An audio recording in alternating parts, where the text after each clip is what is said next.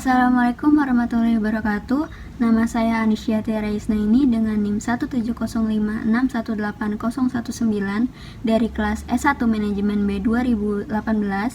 Di sini saya akan mempresentasikan tentang langkah-langkah membuat kampanye public relations. Ada 9 langkah dalam membuat kampanye yang dikelompokkan menjadi 4 fase.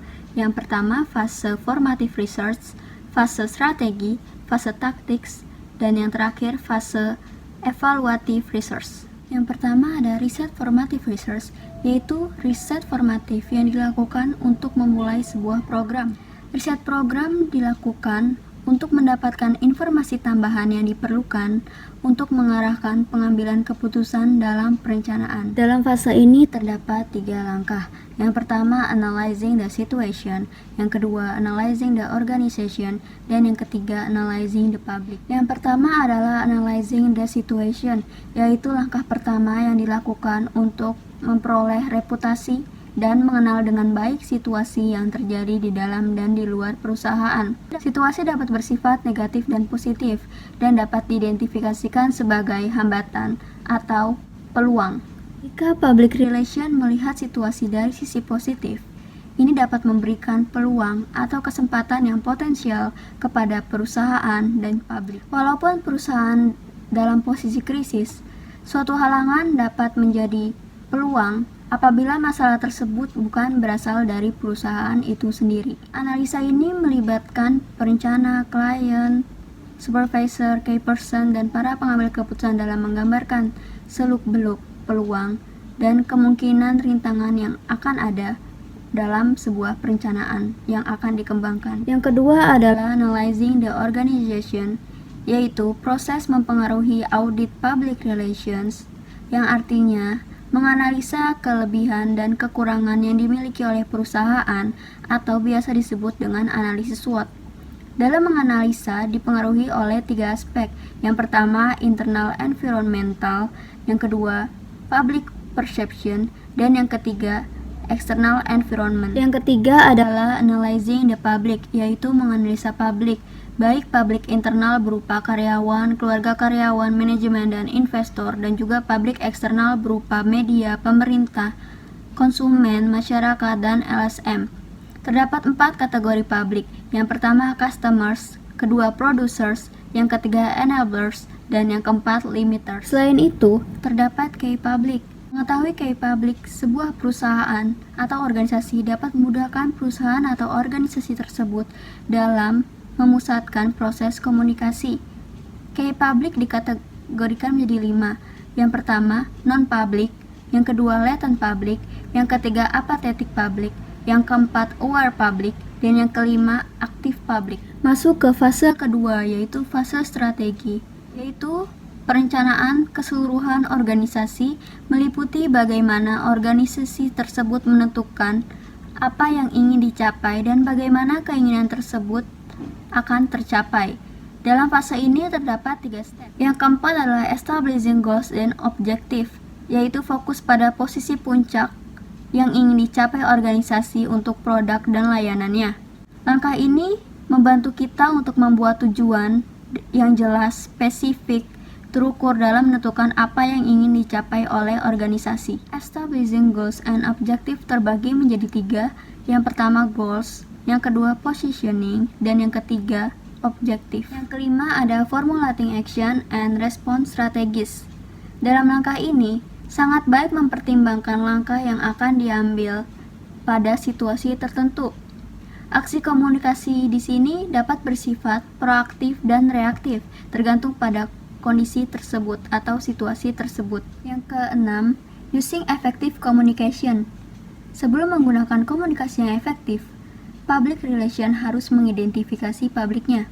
Dalam hal ini, dapat dilakukan dengan menganggap publik sebagai audiens. Untuk menyampaikan pesan kepada khalayak, perlu ditentukan siapa yang ingin menyampaikan pesan, tampilan pesan seperti apa yang hendak disampaikan, struktur pesan yang bagaimana yang akan disampaikan, dan kalimat-kalimat apa dengan menggunakan simbol-simbol apa yang akan disampaikan. Masuk ke fase ketiga, yaitu fase tactics. Fase taktik yaitu fase terpadu yang paling menonjol karena mempertimbangkan berbagai taktik komunikasi yang dapat digunakan untuk mencapai tujuan. Pada fase ini terdapat 2 tahap atau 2 langkah, yaitu choosing communication tactics dan implementing the strategic plan. Langkah yang ketujuh adalah choosing communication tactics.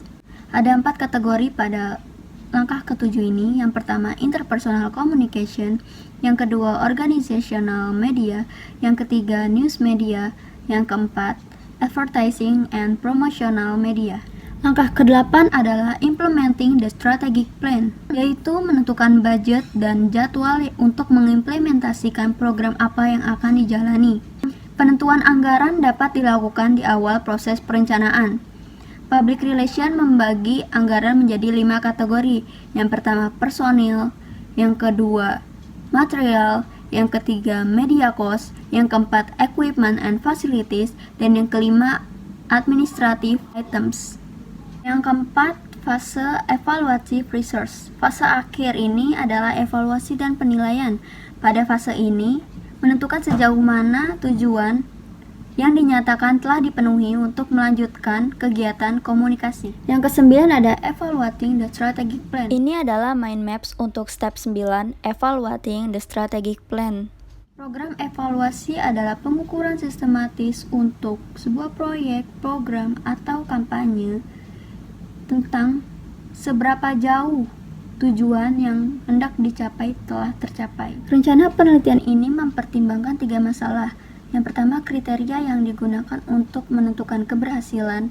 Yang kedua, waktu evaluasi. Dan yang ketiga, cara-cara spesifik untuk menentukan tingkat tujuan. Ada 5 cara dalam melakukan evaluasi. Yang pertama, judgmental assessment, yaitu evaluasi yang menggunakan firasat. Cara ini sering digunakan karena datang secara alami. Judgmental assessment bergantung pada pengamatan, anekdotal, dan subjektif. Pendekatan ini dasarkan pada pengamatan pribadi, yaitu merupakan kekuatan dan keterbatasan. Penelitian ini tidak terlalu efektif karena evaluasi yang efektif membutuhkan analisis yang cermat. Cara yang kedua adalah communication outputs, yaitu suatu metode yang berkonsentrasi pada pengembangan dan penyajian pesan. Terdapat 5 metode untuk melakukan communication outputs. Yang pertama, message production. Yang kedua, message distribution. Yang ketiga, message cost. Yang keempat, publicity value. Yang kelima, advertising value equivalency. Teknik evaluasi ini dimaksudkan untuk menempatkan dolar pada publisitas.